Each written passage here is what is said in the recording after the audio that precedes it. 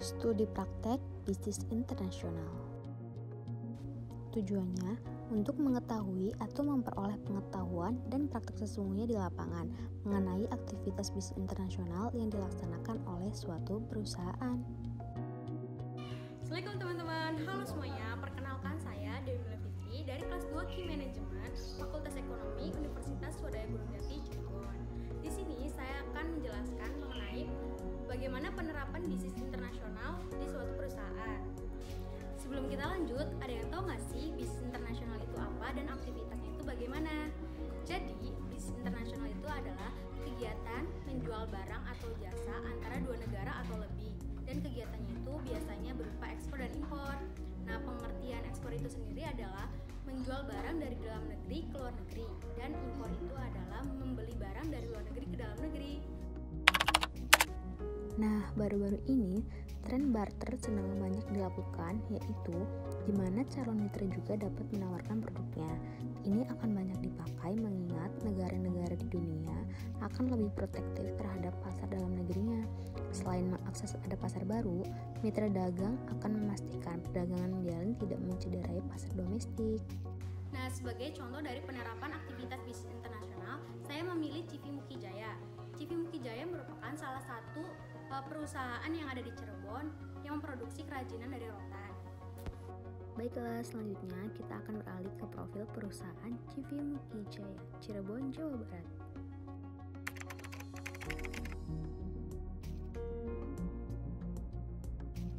Baik, yang pertama ada sejarah CV Muki Jaya Cirebon. CV Muki Jaya merupakan perusahaan furnitur yang didirikan pada tanggal 26 Mei 2004 oleh Bapak Uki Sukriyanto yang mampu melihat dan memanfaatkan peluang atas adanya kondisi di mana terjadi peningkatan permintaan yang signifikan terhadap furnitur buatan Indonesia. Peningkatan permintaan yang signifikan tersebut dimanfaatkan oleh beliau untuk memenuhi permintaan pasar dan menjadi unit usaha baru yang akan menyerap tenaga kerja sehingga dapat meningkatkan perekonomian mikro. Peningkatan yang signifikan tersebut menunjukkan bahwasanya furnitur buatan Indonesia cukup diakui loh kualitasnya maupun nilai seninya oleh dunia internasional. CV Muki Jaya sampai saat ini terhitung mulai tahun 2004 sampai 2021 telah survival selama 17 tahun dengan menghasilkan berbagai kemajuan dan perkembangan yang pesat. Hal ini dapat dilihat dari semakin banyaknya order produksi yang diterima, jumlah karyawan cukup banyak, serta kemampuan dalam meningkatkan mutu produk yang dihasilkan. Nah, sebelumnya teman-teman ada yang tahu nggak sih lokasi CV Muki Jaya itu di mana? Jadi, CV Muki Jaya Cirebon, Jawa Barat berlokasi di Jalan Kisabalanang Asem Pendek, Blok Ngebei, RT 1, RW 1, Desa Kertasari, Kecamatan Weru, Kabupaten Cirebon, Jawa Barat. Teman-teman, selanjutnya ada visi misi CV Muki Jaya Cirebon. Visinya yaitu menjadi perusahaan yang terpercaya dan inovatif. Misinya dengan melakukan transaksi perdagangan lokal maupun lintas negara, melakukan produksi barang yang inovatif dan mengikuti zaman, menjalin kemitraan di dunia nyata maupun dunia maya dengan memanfaatkan teknologi dan informasi yang ada, serta meningkatkan kesejahteraan pegawai melalui produktivitas. Nah, untuk mencapai visi misi tersebut, suatu perusahaan perlu adanya struktur organisasi. Nah, CV Muki Jaya Cirebon mempunyai struktur organisasi seperti yang terlihat. Yang pertama, ada direktur atau pimpinan. Tugasnya itu bertanggung jawab atas pengelolaan seluruh kegiatan perusahaan, mengusahakan tercapainya tujuan perusahaan dengan agenda dasar, menyempurnakan kegiatan umum perusahaan yang telah ditetapkan. Dan yang kedua, ada general manager. Tugasnya itu menetapkan pemasaran dan menyusun strategi pemasaran, menetapkan pengangkatan, mutasi, kenaikan, atau penurunan jabatan, gaji, dan pemberhentian inti perusahaan. Mewakili untuk dan atas nama perusahaan dalam menyelenggarakan hubungan dengan pihak luar. Yang ketiga, ada bagian administrasi dan keuangan. Tugasnya itu merencanakan dan mengendalikan anggaran pendapatan perusahaan, menyelenggarakan administrasi administrasi keuangan secara tertib dan teratur. Yang keempat ada bagian personalia yang mempunyai fungsi sebagai pembantu pimpinan dalam kegiatan pelaksanaan karyawan sesuai dengan kebijakan yang ditetapkan dan mempunyai tugas untuk mengkoordinasi karyawan bagian personalia dan membuat laporan hasil kerja, bertugas untuk menarik, menyeleksi, menetapkan, melaksanakan training dan memberhentikan tenaga kerja. Yang kelima, ada bagian produksi yang tugasnya bertanggung jawab atas ketetapan jumlah dan mutu barang yang dibeli dan pengalokasiannya, bertanggung jawab terhadap pendistribusian order dari buyers kepada para mitra pengrajin, bertanggung jawab terhadap ketersediaannya barang mentah dan jalannya proses finishing, menyusun laporan di lingkungan produksi. Yang keenam, ada bagian pemasaran yang tugasnya melaksanakan strategi pemasaran sesuai dengan kebijakan pemasaran yang ditetapkan oleh direktur, bertanggung jawab atas pengembangan pemasaran, merencanakan dan menyelenggarakan kegiatan pemasaran untuk meningkatkan hasil usaha, membuat laporan atas usaha pengembangan pemasaran, mengawasi perkembangan produk pasar. Nah, itu dia semua rangkaian tugas dari struktur organisasi yang penting dalam sebuah perusahaan. Jika dikutip dari kemenpar.co.id, Indonesia merupakan penghasil rotan terbesar di dunia. Bahkan 80% penghasilan rotan dunia itu berasal dari Indonesia. Nah, CV Mukijaya Cirebon ini mendapatkan supplier untuk furnitur rotan itu dari Sulawesi, Kalimantan, dan Aceh. Untuk kayu dari Jawa Barat, baik kayu mahoni, jati, maupun pinus. Dan untuk rotan sintetis itu berasal dari Jakarta, Surabaya, dan Cirebon. Produk yang dihasilkannya berupa kerajinan dari rotan dan kerajinan dari rotan sintetis. Contohnya seperti meja, kursi santai, dan lain sebagainya. Yang kemudian diekspor ke negara seperti Jerman, Malaysia, Rusia, Amerika Serikat, Belanda, dan Inggris.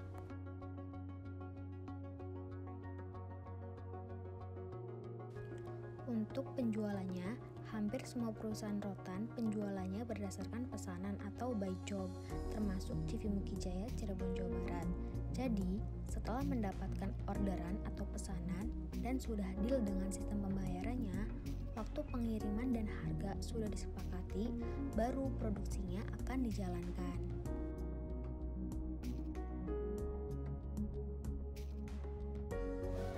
CV Mukijaya ini menggunakan sistem pembayaran letter of credit dan telegraphic transfer. Yang pertama ada letter of credit yang pengertiannya adalah metode pembayaran internasional yang memungkinkan seorang eksportir mendapatkan bayaran tanpa harus menunggu berita dari negara penerima. Dan yang kedua ada telegraphic transfer. Pengertiannya adalah perintah dari suatu bank kepada bank cabang di luar negeri melalui telegram atau telepon untuk membayar kepada eksportir di luar negeri dengan menggunakan valuta negara eksportir tersebut.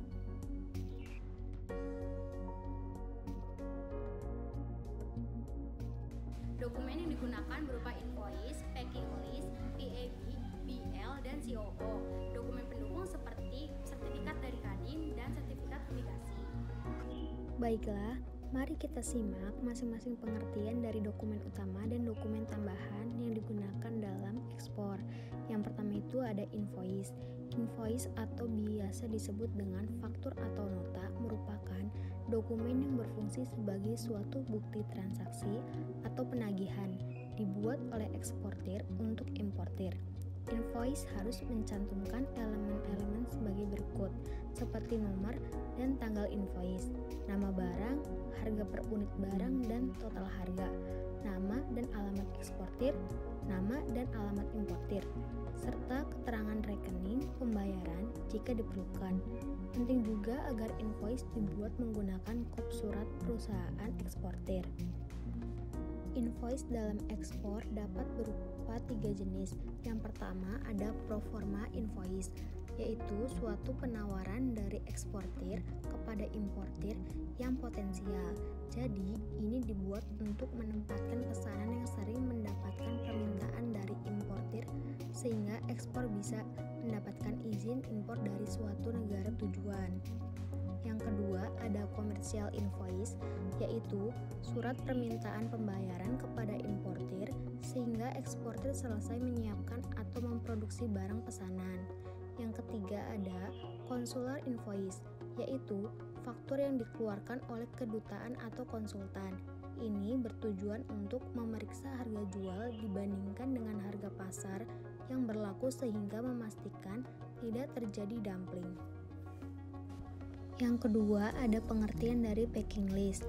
Packing list adalah dokumen yang berisikan rincian spesifikasi barang ekspor sesuai dengan invoice. Ini dibuat oleh eksportir atau perusahaan yang melakukan pengemasan langsung terhadap barang tersebut. Fungsi packing list adalah untuk memudahkan mengetahui isi barang dalam kontainer apabila ada pemeriksaan. Dokumen ini hampir mirip dengan surat jalan yang dipakai ketika melakukan pengiriman barang di dalam Indonesia. Yang ketiga ada PEB atau pemberitahuan ekspor barang.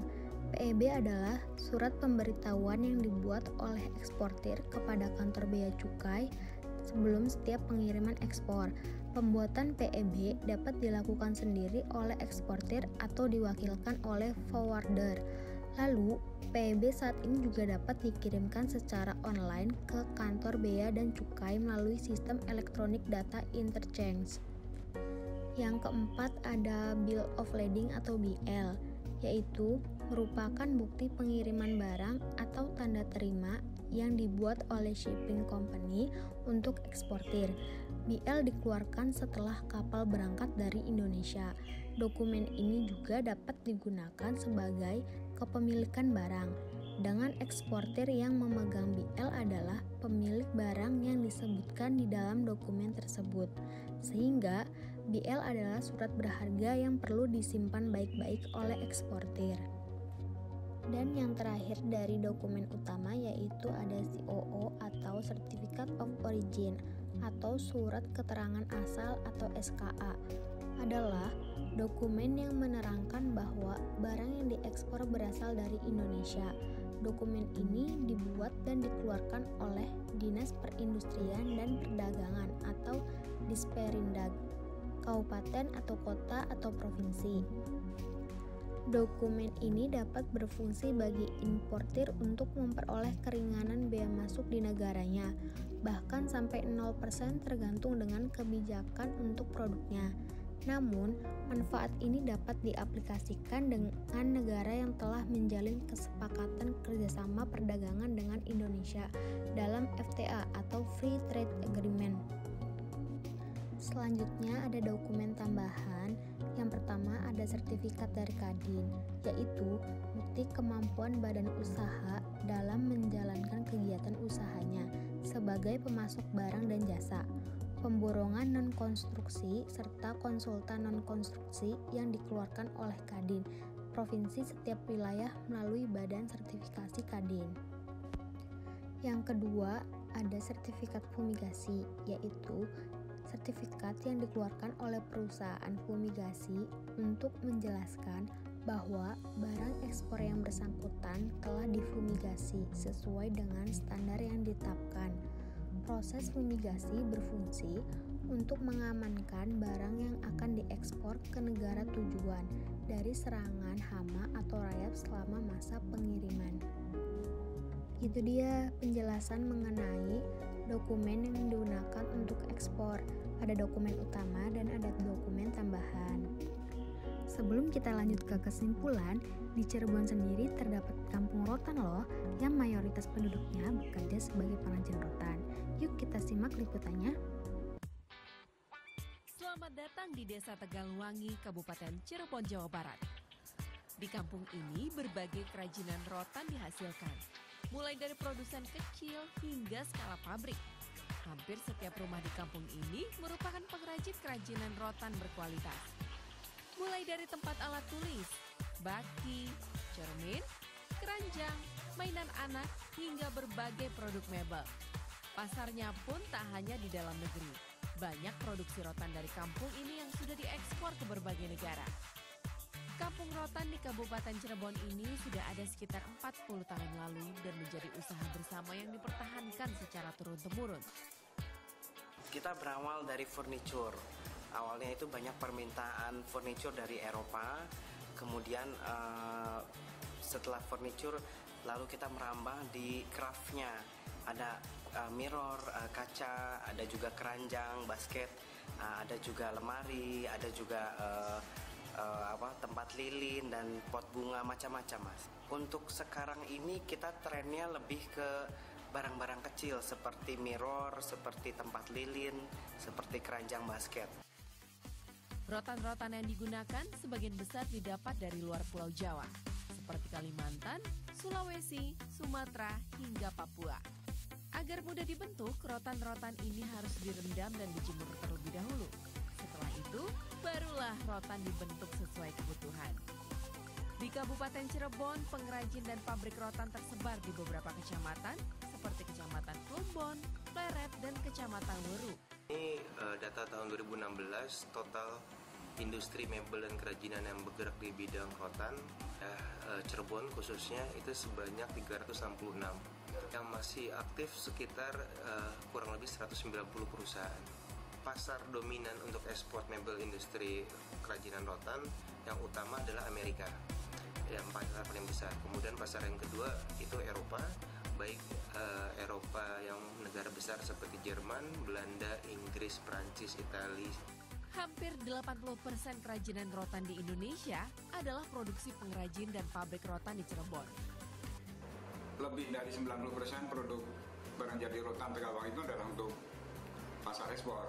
Jadi akan kita kembangkan menjadi memang daerah Tegalwangi menjadi daerah produksi barang-barang yang diekspor yang punya kontribusi besar terhadap pendapatan daerah maupun pendapatan negara. Saat ini para pengrajin dan produsen besar kerajinan rotan harus bersiap menghadapi pasar bebas perdagangan Asia dan akan bersaing dengan produsen-produsen rotan di Vietnam dan Filipina. Pradesta Bagus melaporkan untuk NET.